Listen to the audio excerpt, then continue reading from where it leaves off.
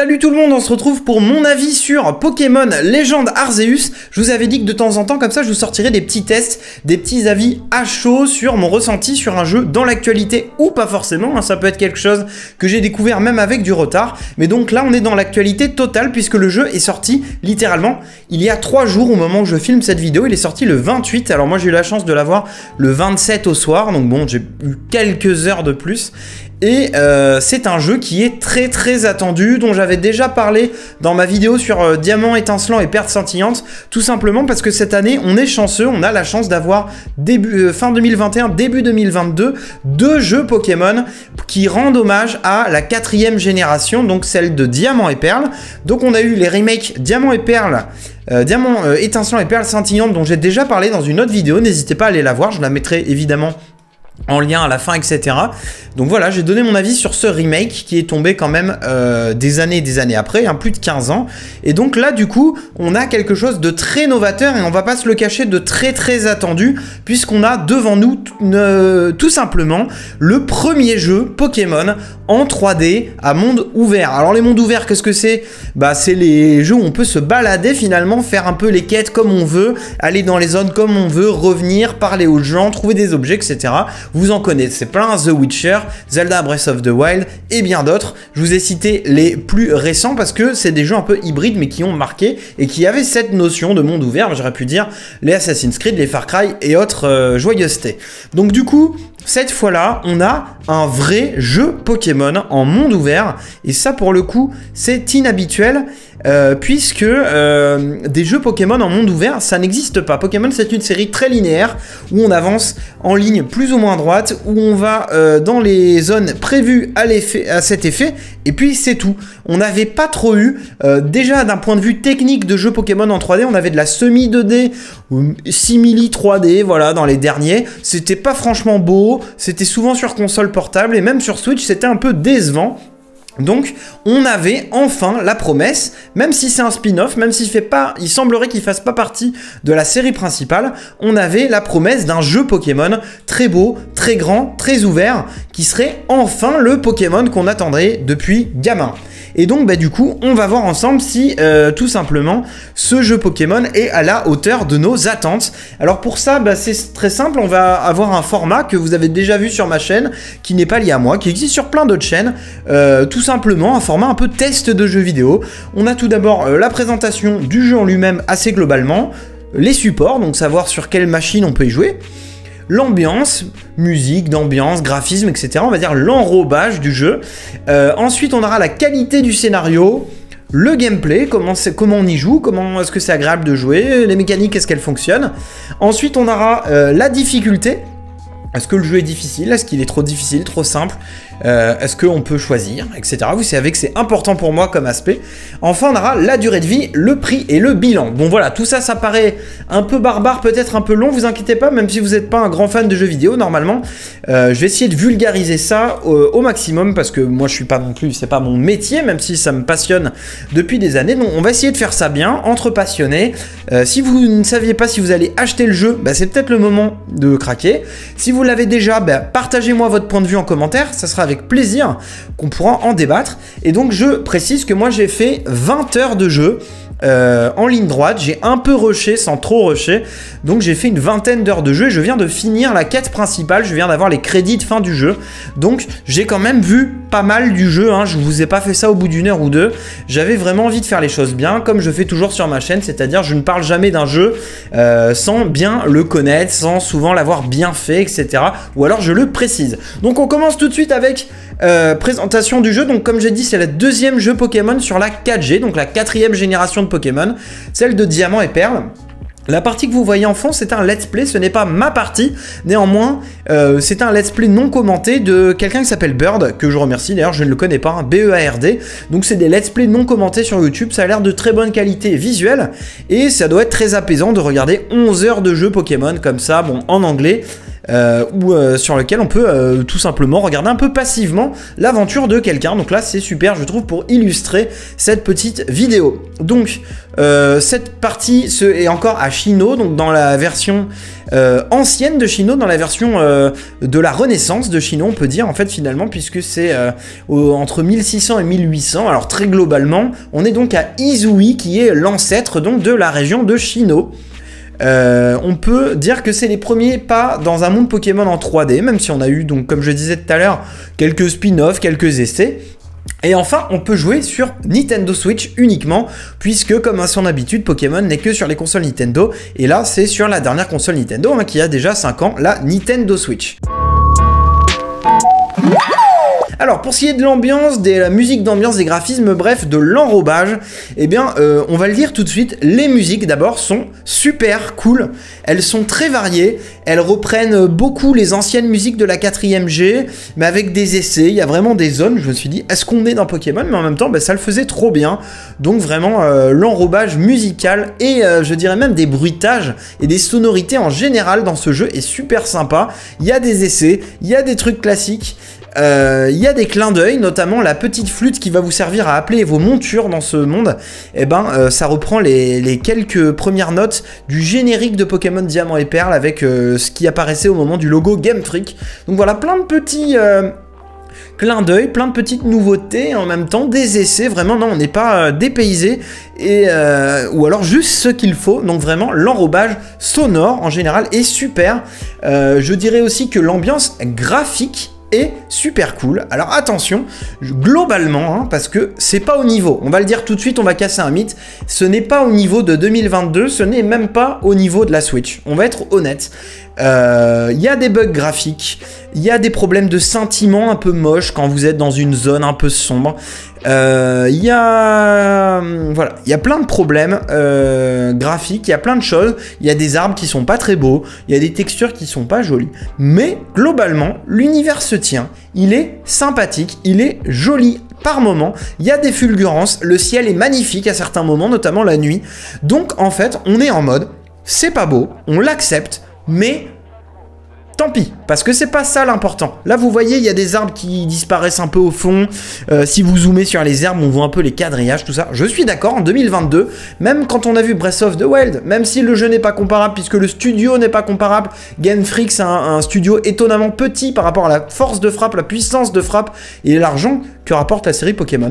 N'empêche que on était en droit, en 2022, de s'attendre à mieux, tout en se rendant compte que, merde, on vient d'une série où, il n'y a pas longtemps, c'était un personnage qui se déplace au bas gauche-droite, un peu les diagonales, dans une 3DS, quoi. Donc évidemment, oui, le chemin parcouru est énorme, c'est super cool de jouer à Pokémon en 3D, on va clairement plus pouvoir s'en passer.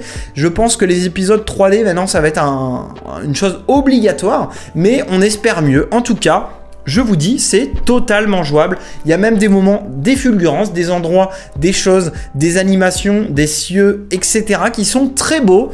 Mais bon, globalement, c'est pas du tout une claque visuelle. Il y en a même certains qui ne voudront pas jouer en docké, c'est-à-dire sur la télé, parce qu'ils trouveront que finalement, le jeu n'est appréciable qu'en portable, et je peux les comprendre. Moi, j'ai testé en docké, j'ai testé sur un grand écran et sur un écran plus petit, et en portable, et honnêtement, c'est toujours jouable.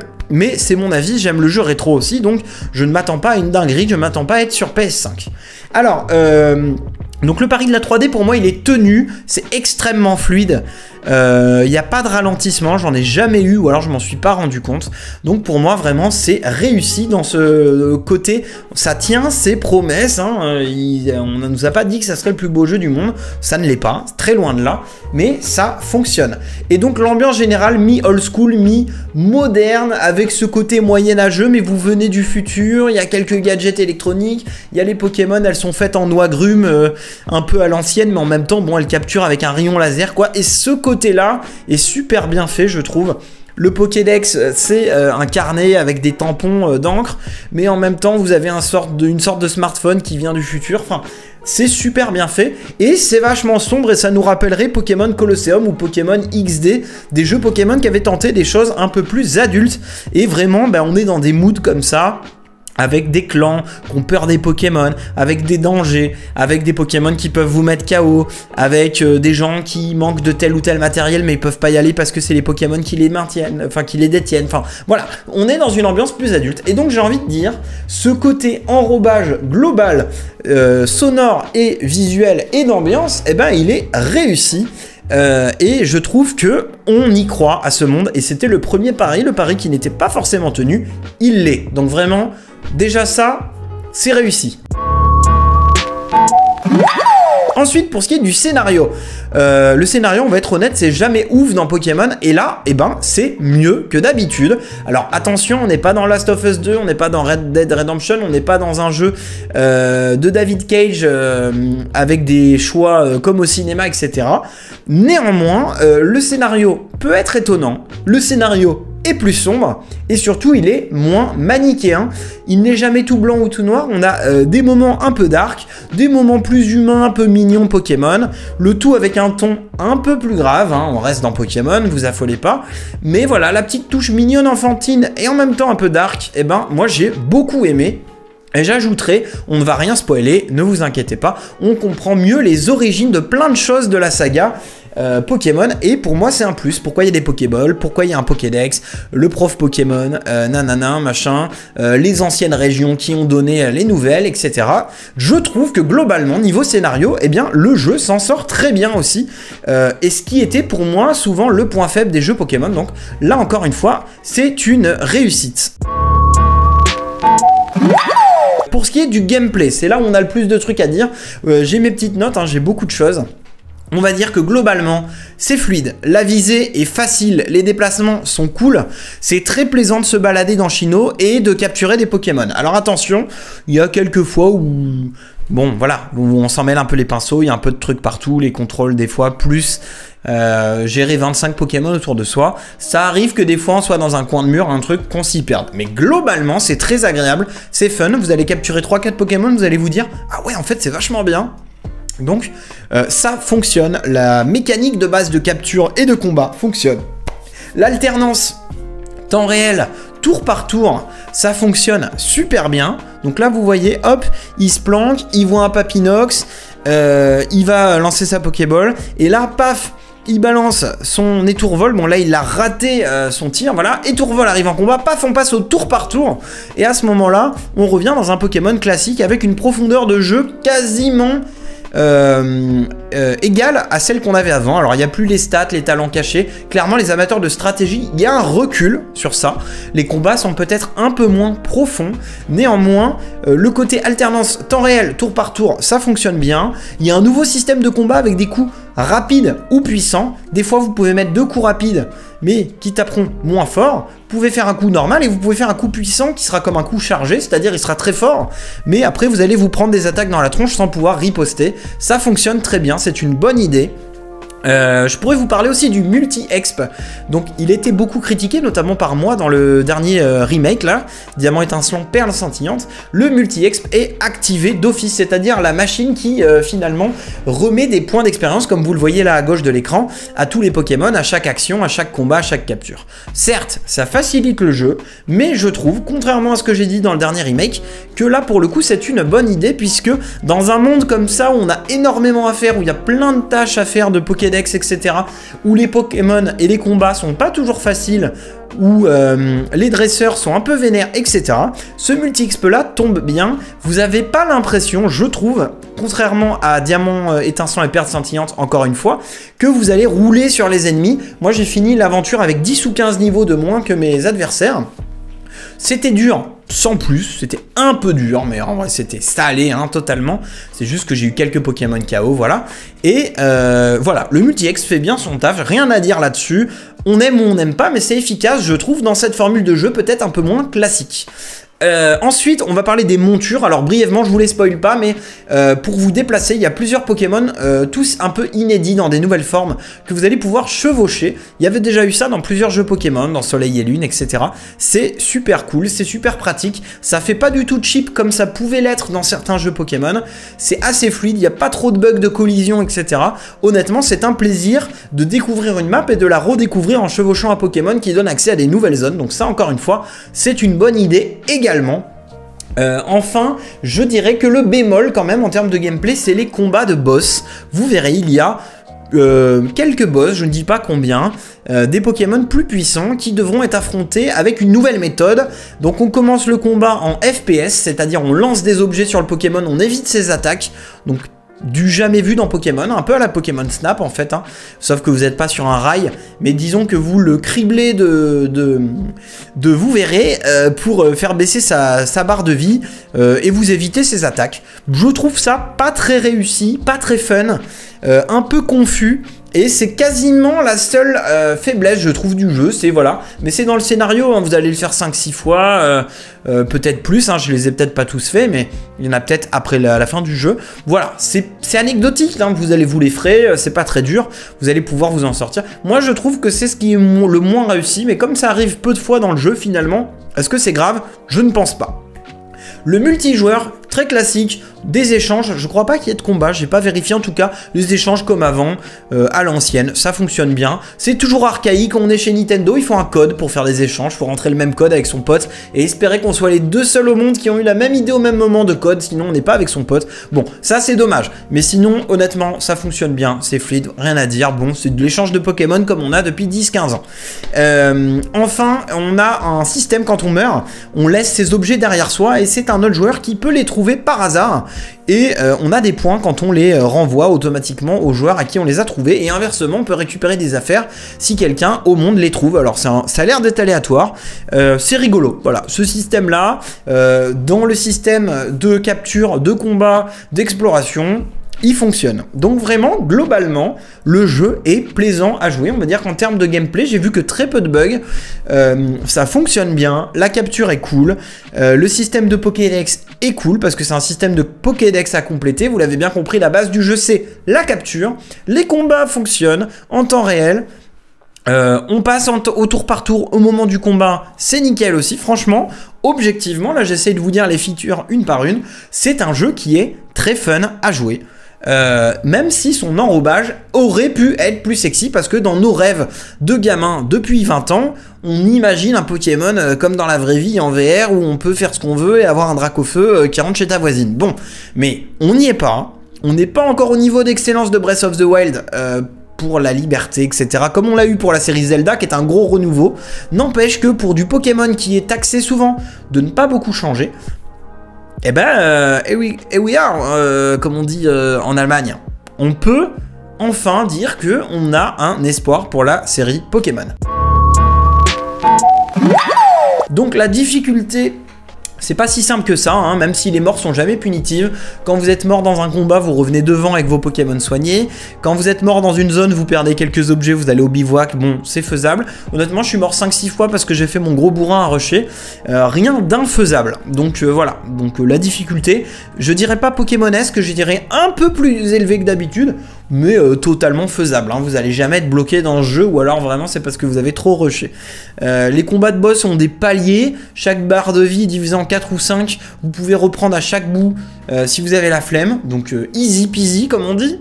Certaines zones, elles font plus ressentir le danger quand même, parce qu'on a vraiment l'impression d'être un dresseur qui se fait agresser de toutes parts par des Pokémon, et ça, j'ai apprécié. C'est jamais très dur, mais des fois on a l'impression qu'on est en danger, et donc ça pour moi c'est une chose réussie tout simplement.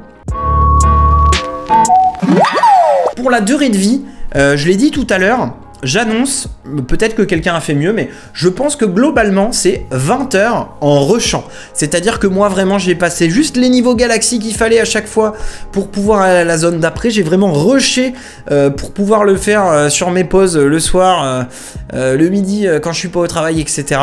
Et je l'ai fait en 20 heures top chrono, 20 heures et quelques, je crois 20h20.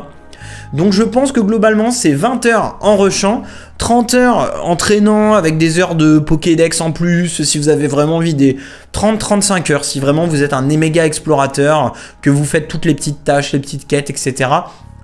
Sans les faire à fond, juste vous êtes quelqu'un de plus acharné que moi. Et moi je le suis d'habitude, mais là vraiment j'ai essayé de le faire en ligne droite pour vous en parler. Voilà, donc on est sur 20-30 heures globalement. Mais par contre, comme dans n'importe quel jeu Pokémon, en post-game, c'est-à-dire après la quête principale, déjà, il y a des surprises, vous verrez, il y a encore moyen de rester sur des sentiers plus ou moins battu, puisque finalement vous allez être guidé par des trucs, vous n'êtes pas livré à vous-même, donc ceux qui aiment bien être tenus par la main, vous aimerez. Ça c'est en gros du bonus sur la quête principale à la fin du jeu. Et ensuite, bah, évidemment, des dizaines, des centaines d'heures. On est dans Pokémon. Si vous voulez faire le Pokédex à fond, et ce Pokédex là, faut pas juste capturer, il y a plein de tâches à faire pour chaque Pokémon. Si vous aimez le Shiny Hunting, si vous aimez explorer les mécaniques de combat, faire toutes les quêtes, etc., vous en avez pour des dizaines, voire peut-être des centaines d'heures. Peut-être qu'il y aura même des DLC ou du contenu. Donc globalement, c'est un jeu très riche. Si vous êtes à fond dedans et que vous savez vous concentrer que sur un jeu, vous avez totalement moyen de vous mettre à fond dessus et de passer un très long moment. Mais si vous êtes quelqu'un qui fait le jeu en ligne droite, qui n'a pas envie de s'emmerder, capturer quelques Pokémon, s'amuser, puis basta, comptez entre 20 et 30 heures. Ensuite, le prix, tout simplement... Ah non, attendez, la durée de vie quand même, je dis, donc on est dans les standards des jeux actuels, c'est honnête, c'est cool. Pour le jeu principal, on est dans les standards, sans plus, c'est pas non plus ultra long, mais honnêtement, même sans forcer sur le jeu, je trouve ça honnête. Voilà, j'avais noté ça, je trouve ça important de le dire. Par rapport à Monster Hunter Stories que j'ai testé sur la chaîne, c'est un peu moins, parce que c'est un gros RPG assez profond, mais par rapport à plein de jeux solo ou même multi, c'est quand même conséquent. Donc le prix, on est à 44-45 € pour les moins chers. Ça peut monter à 60, hein, comme n'importe quel jeu de Switch officiel. Donc voilà, pour 45 balles, globalement, voilà ce que vous avez.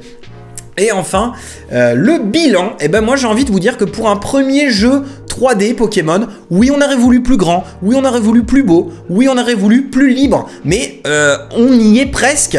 Le jeu n'est pas magnifique, mais il fait le taf. Il n'est pas bluffant, mais il a des moments de grâce. Il est incroyablement fun et il a vraiment des petits moments de grâce. Et je pense qu'il peut plaire aussi bien aux complétionnistes, donc c'est-à-dire ceux qui veulent faire tout à 100%, comme à ceux qui veulent finalement un truc un peu adulte en ligne droite où on rejoue à Pokémon, mais on est dans un monde en 3D, on se bagarre, on fait un feu de camp, machin. Voilà, quelqu'un qui va dire ok, je joue à Pokémon 20 ou 30 heures, je kiffe, ça me rappelle des souvenirs, je retrouve des Pokémon que je connaissais, basta, mais je le ferai pas à 100% non plus, parce que je suis pas un geek de Pokémon et j'aurai pas la patience de faire des shiny. C'est pas grave, je pense que ça peut plaire aux deux styles de joueurs. Et pour moi, on est vraiment à ça d'avoir le renouveau de la série Pokémon, celui qu'on attendait. On a beaucoup fait du buzz autour de ce jeu. Et ben, on a, je pense, bien fait. C'est un jeu que je vous conseille, les yeux quasi fermés, que vous soyez fan de Pokémon, que vous vous remettiez à la licence. Ce jeu, j'ai l'impression que 90% des gens qui y jouent, ok, il y a des défauts, mais globalement, c'est fun, c'est sympa. On peut échanger des Pokémon avec ses potes. Le nouveau système de combat est cool. C'est fluide. Il y a quand même des moments très jolis. Regardez-moi ce ciel en haut.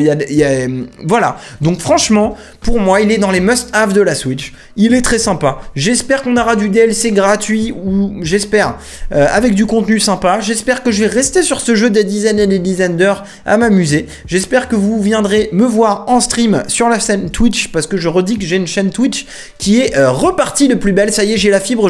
Je stream très régulièrement à des horaires approximatifs, donc n'hésitez pas à follow pour avoir la petite notif. Donc voilà, c'est un jeu du cœur, c'est un jeu qui m'a beaucoup plu et je suis très content de vous le présenter. N'hésitez pas à en parler dans les commentaires et d'ici là, eh bien écoutez, bon jeu.